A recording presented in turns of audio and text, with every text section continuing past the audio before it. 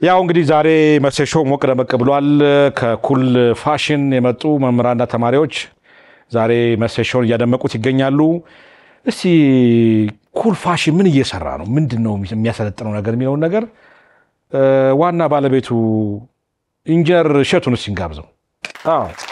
ኢንጂነር እሸቱ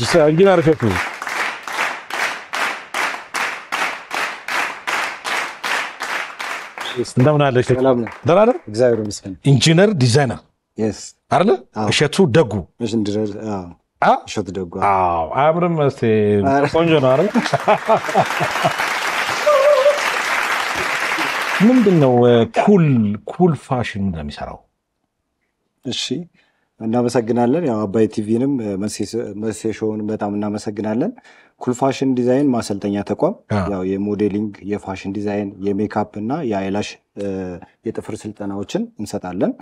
ያው ሜክሲኮ ደብረ ወርቅ ህንፃ 13ኛ ፎቅ ላይ ነው የምንገኘውና ያው እንግዲህ በስንት ወር ነው ታሰጥኑት? ከ3 ወር ጀምሮ እስከ 1 ዓመት ድረስ ሾርት ተርም ስልጠናዎች ነው የምንሰጠው። ያው መንግስት በፈቀደው በዚህ ሾርት ተርም ሌቭል ላይ በዚህ ነው ስልጠናዎችን የምንሰጠው። የት ነው ቅርንጫፋችሁ? የት አካባቢ ነው ታሰልጥኑት? ሜክሲኮ ደብረ ወርቅ ህንፃ 13ኛ ፎቅ ላይና ቤተልም አለን። እንደዚህ እያደረግን እያሰለጠንን እንገኛለን። ያው እኛ ቤት ምንድነው የውበት ኤምባሲ ነው ብለን ነው የምንነሳው ኩል ፋሽንን። እንደዚህ ያልንበት ምክንያት ምንድነው? ያው ልብሶች ይሰራሉ።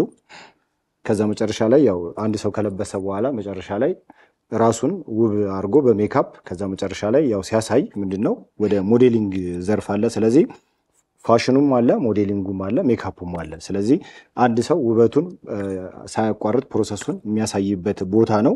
ስለዚህ ያው ብዙ ወጣቶችን እያፈራ እንገኛለን በዚህ በዘርፉ ላይ። ይሄን ይመስላል። ስለዚህ ይሄን ፍላጎት ያላቸው ወጣቶች መጥተው መመዝገብና መማር ይችላሉ። አዎ ማለት እኛ ጋር ሜክሲኮ ደብረ ወርቅ ጋር ሲመጡ ማንም ሰው መሰልጠን ይችላል። ሴትም ወንድም አይልም፣ ህፃን አዋቂ ትልቅ ሰውም አይልም።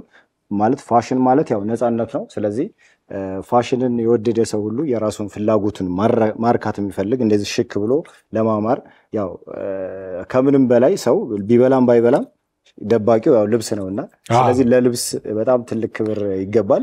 እሱን ለማድረግ ደግሞ ያው በፋሽን ቢታገዝ በትምህርት ቢታገዝ ደግሞ አሪፍ የሆነ ዲዛይኖች ይሰራሉ። ግን እንደኛ አይነት አሁን ጉንጫምና ቦርጫም የሆነ ሰው ሞዴሊስት ማድረግ ይቻላል። ምክንያቱም መጀመሪያ ሞዴሊንግ ማለት ያው ፍላጎት ነው መጀመሪያ ፍላጎትን መሰረት ተደርጎ እኛ ለራሳችን መጀመሪያ ሞዴል መሆን ማለት ነው።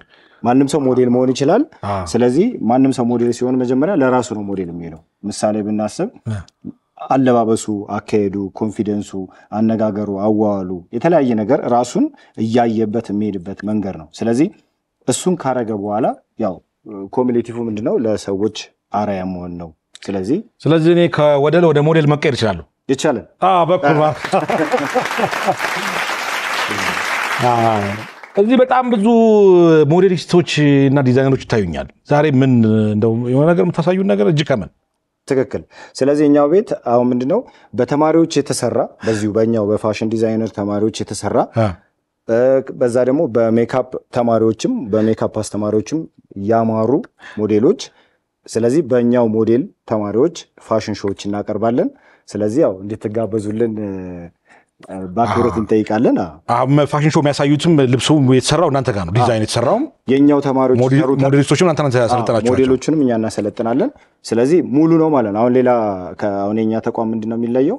ራሱ አሁን አንድ ሞዴል ፕሮሰሱን የቀጠለ ምክንያቱም የሆነ ሰው ሞዴል ሲያሰለጥን የሆነ ልብስ ያስፈልገዋል። ስለዚህ እሱን ልብስ ሞዴሎቻችን ከሌላ ቦታ አምጡ አንላቸውም።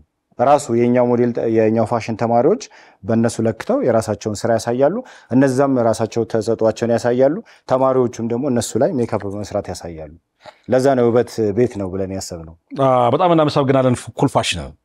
ኩል ፋሽን እናመሰግናለን። ስለዚህ እኔ ልጀምረው አማረኝ እንደዚህ እንደ ዲዛይን ሆኖ ይቻላል። እንደዚህ ያለ ያው